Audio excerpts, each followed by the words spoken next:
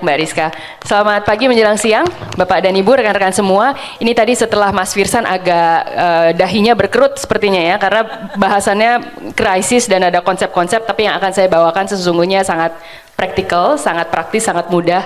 Nggak bisa nih lawan dokter, apalagi ada seniornya, ada Ibu Ega lagi di floor, saya jadi deg-degan. Yang akan saya bawakan sangat praktikal teman-teman, dan saya mengambil irisannya dari hulu ke hilir, dari proses kerja humas dari awal hingga akhir. Ini nanti bisa dibaca sendiri, tapi saya akan coba elaborasi ya. Jadi yang sering kami temui, ini saya berbicara atas nama APRI, jadi ini merupakan jajak pendapat dari anggota-anggota APRI, hal-hal praktis yang masih kami temui sehari-hari. Mengingatkan saja bahwa PR itu masih kami sering temui, masih saja fokus hanya pada pekerjaannya sendiri dan condong kepada media relations saja, betul ya Bu Ega? Jadi PR sama dengan media relations. Sekali lagi saya ingatkan, itu tidak tepat. Sebenarnya PR harus sadar bahwa dirinya adalah bagian dari satu fungsi manajemen yang besar dan bagian dari ilmu pemasaran itu sesungguhnya. Pemasaran, marketing, memasarkan nama baiknya, betul ya Mas? Kan begitu harusnya. Sayangnya banyak PR masih berpraktik secara sempit sehingga tidak memperhatikan pemangku kepentingan yang lainnya. Yang diurusin hanya jurnalis, hanya press, hanya media. Stakeholders lainnya mereka tidak terlatih untuk mengurus. Investor relations nggak banyak, government relations nggak banyak yang jago, public affairs nggak banyak yang jago. Itu ya teman-teman ya, terutama yang di bangku kuliah. Kemudian terbiasa berpikir strategis. Itu yang tadi ya, masih turunannya tadi. Kebanyakan hanya mikro memikirkan dirinya sendiri. Itu yang don'ts, tidak boleh diaplikasikan. Terbiasa lintas unit kerja, difikirkan arah besar tujuan organisasi. Organisasi Anda, institusi Anda ini, kapal besar ini menuju kemana? Anda adalah bagian darinya.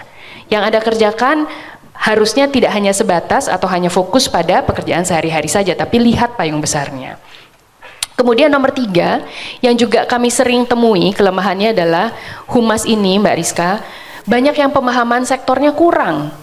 Di dunia kesehatan banyak yang komplain, kenapa ya PR-nya kok dokter sih? Kan dia bukan orang komunikasi. Karena apa? Karena orang PR-nya mungkin, bukan saya nuduh, ini saya cuma contoh ya, tidak mau belajar sektornya atau kalah cepat belajar sektornya. Jadi dia jatuh ke ranah yang sangat teknis. Bikin video, bikin caption, tapi ketika ditanya bagaimana caranya sektor kesehatan bekerja, belum tentu tahu, nggak bisa ngulik. Saya juga titip nih Mbak Rizka untuk dosen-dosen di kampus, selain mengajarkan pengetahuan teknis tadi ya, mengenai bagaimana menulis, mengedit dan lain-lain yang kebanyakan terjebak di situ, kenapa nggak juga belajar bagaimana negara ini dijalankan, bagaimana policy dibuat, bagaimana dari hulu ke hilir, value chain tempat Anda bekerja itu, produksi sampai dengan konsumsi itu bagaimana berjalannya. You have to know. Jangan cuman berkutat di upacara, seremoni, pembuatan press release dan lain-lain dan lain-lain. Itu yang harus disadari, do's and don'ts-nya ya.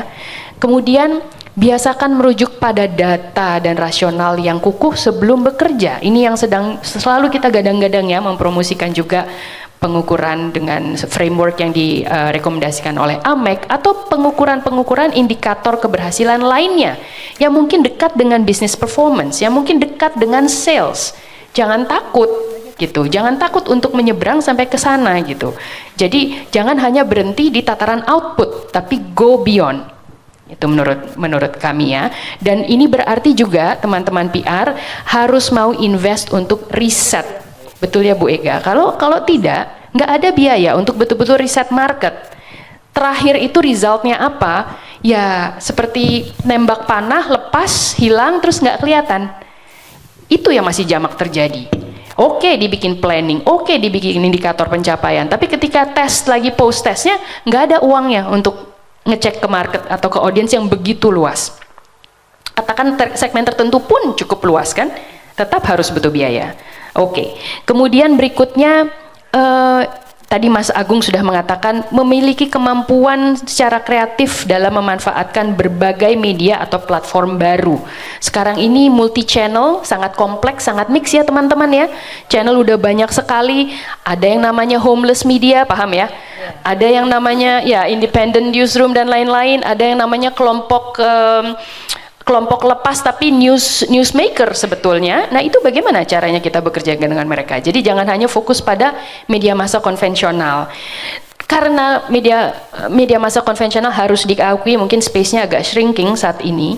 Jadi akhirnya dilakukan oleh teman-teman humas, saya temui juga Mbak Rizka di banyak daerah, akhirnya hubungannya sangat transaksional. Transaksional yang dalam arti transaksi ekonomi gitu ya, yang secara komersil saja. Kami sebetulnya kita di humas, praktis humas tidak mengharapkan cara tersebut. Artinya beriklan atau memadukan berbagai teknik yang paid dan non paid itu sama sekali tidak haram. Tetapi jangan sampai keterampilan kita untuk memenangkan reputasi, memenangkan news stories, memenangkan coverage secara cuma-cuma karena keahlian untuk menjual story itu hilang. Budaya itu, keterampilan itu, seni itu makin menipis karena semua transaksional. Banyak yang sudah tidak percaya bahwa engage influencers itu bisa tidak berbayar. Kenapa? Karena mutual understanding, mutual benefit, mutual values. Benar nggak Mbak Rizka? Cari orang yang memang mengendorse pesan kita, advocacy, bisa mengadvocate pesan kita, karena memang dia pun berjuang di ranah yang sama. Yang ada sekarang, bayar aja Mbak. Yang makro segini, yang nano segini, yang mikro segini. Bener nggak teman-teman? Nah, jangan sampai ilmu itu hilang. Kalau nggak, cuma jadi calo bayar. Paham ya? Nah, itu yang menurut saya don'ts gitu.